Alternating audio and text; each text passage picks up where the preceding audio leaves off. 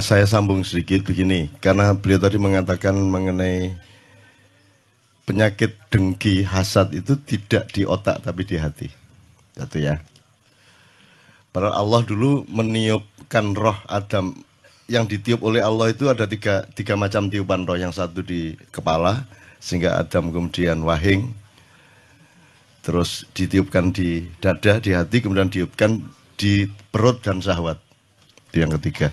Itu pilihan bagi manusia mau mengelola hidupnya dengan kepemimpinan akal atau kepemimpinan hati atau kepemimpinan syahwat kan gitu, atau dan butun ya, perut. Satu. Nomor dua, referensinya kalau Anda nanti pulang ada yang sempat besok lah ya gitu, baca surat An-Nur ayat 35, di situ ada idiom dari Allah. Miskah itu artinya dirimu. Nah, di dalam dirimu itu ada misbah. Misbah itu artinya hatimu. Kemudian al-misbahu fi zujajah.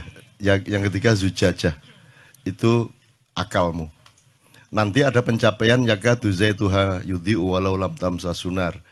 Nanti kalau sudah ada dialektika yang benar, manajemen yang benar antara dada dengan kepala, antara hati dengan akal. Kalau Sunan Kalijogo antara menyambung kembali dengan kayu jati, kepalanya orang-orang dengan dada, dengan tubuhnya orang-orang.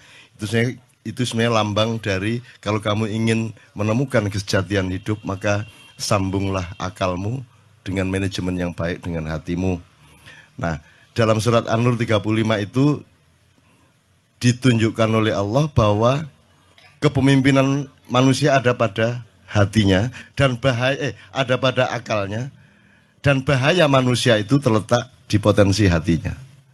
Ini agak terbalik dengan romantisme mainstream kita sekarang yang sangat mendewakan kolbu gitu ya.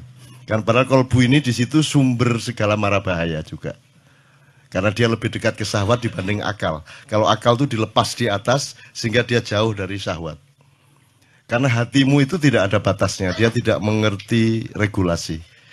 Hatimu itu ingin apa saja tanpa batas. Kamu disuruh dikasih gaji berapapun, dinaikkan berapapun, hatimu pasti mau. Tapi pikiranmu mengontrolnya. Jadi al-misbahu fi zujajah itu artinya hatimu itu dihelmi, dikurung atau dibatasi oleh akalmu.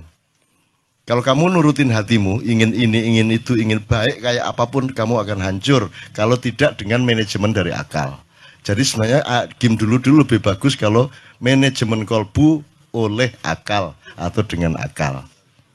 Kalau kolbu tidak bisa memanage dirinya sendiri, maka Allah kasih akal. Maka manusia itu ciri utamanya adalah diberi akal oleh Allah.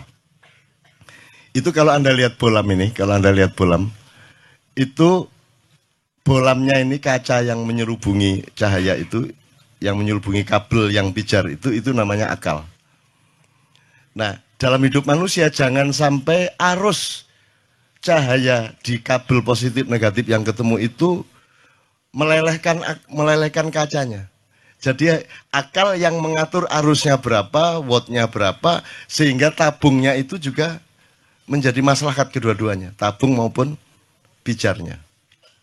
Nah, banyak manusia yang disebut hasad karena di dalamnya penuh arus hasad, maka kacanya pecah, kacanya meleleh, zujajahnya meleleh.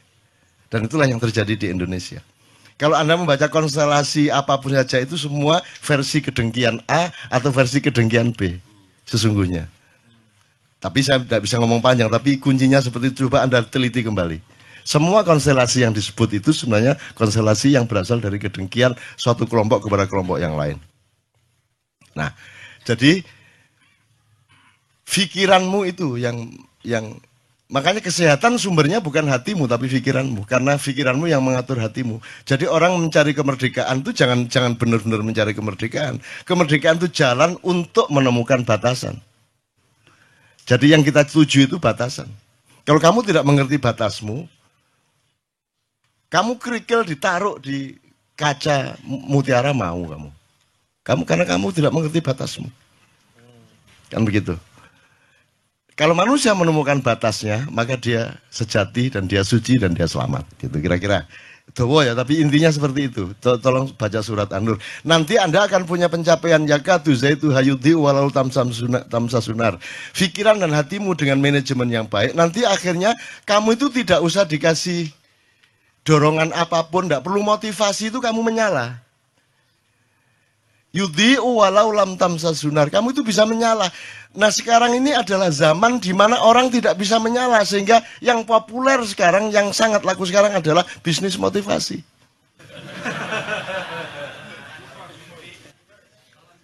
Ya toh?